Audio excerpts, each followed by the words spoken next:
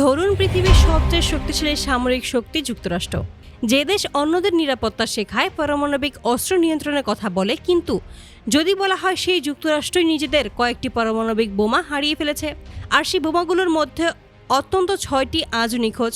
এখন প্রশ্ন উঠছে, সেই হারিয়ে যাওয়া বোমাগুলো আসলে কোথায়? আর যদি সেগুলোর কোনোটি ইরানের হাতে চলে যায়, তাহলে কি বিশ্ব রাজনীতির সমীকরণে বদলে যেতে পারে? মধ্যপ্রাচ্য ইরানকে ঘিরে যখন উত্তেজনা বাড়ছে, তখনই যুক্তরাষ্ট্রের সামনে আবারও ফিরে এসেছে এক পুরনো কিন্তু অস্বস্তিকর বাস্তবতা। সেটি হলো নিজেদের হারিয়ে ফেলা পারমাণবিক অস্ত্র। বিভিন্ন আন্তর্জাতিক প্রতিবেদনে বলা হয়েছে, গত কয়েক দশকে যুক্তরাষ্ট্র অন্তত 6টি পারমাণবিক বোমা হারিয়েছে। অবিশ্বাস্য হলেও সত্য, সেই অস্ত্রগুলোর কোনোটির অবস্থান এখনও নিশ্চিতভাবে জানা যায়নি।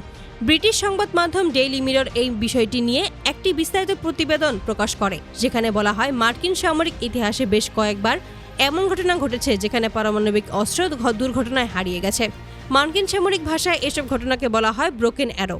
এই শব্দটির অর্থ হলো পারমাণবিক অস্ত্র সংক্রান্ত এমন একটি দুর্ঘটনা যেখানে অস্ত্রটি হারিয়ে যায়, নষ্ট হয়ে যায় অথবা নিয়ন্ত্রণের বাইরে চলে যায়। সরকারি তথ্য অনুযায়ী যুক্তরাষ্ট্রের ইতিহাসে মোট 32টি ব্রোকেন অ্যারো ঘটনার রেকর্ড রয়েছে, তবে এর মধ্যে অন্তত 6টি পারমাণবিক বোমা এখনও নিখোঁজ। দীর্ঘদিন ধরে এসব ঘটনা খুব একটা আলোচনায় ছিল না, কিন্তু বর্তমান ভূরাজনৈতিক পরিস্থিতি বদলে যাওয়ার বিষয়টি আবারও নতুন করে গুরুত্ব পাচ্ছে। বিশেষ করে ইরানকে ঘিরে বাড়তে থাকা উত্তেজনা এখন আলোচনাকে আরও তীব্র করে তুলছে। সবচেয়ে আলোচিত ঘটনাগুলোর একটি ঘটে 1958 সালে। সেই সময় যুক্তরাষ্ট্রের জর্জিয়া অঙ্গরাজ্যের একটি টাইবি দ্বীপের আকাশে একটি বড় দুর্ঘটনা ঘটে। একটি যুদ্ধবিমান এবং একটি বোমারু বিমানের মধ্যে সংঘর্ষের পর পরিস্থিতি অত্যন্ত ঝুঁকিপূর্ণ হয়ে ওঠে। বিমানটিকে নিরাপদে অবতরণ করানোর জন্য পাইলট বাধ্য হয় একটি বিশাল পারমাণবিক বোমা সাগরের মধ্যে ফেলে দেন। এই বোমাটির নাম ছিল মার্ক 15 হাইড্রোজেন বোমা। বোমাটির ওজন ছিল প্রায় 7,600 পাউন্ড।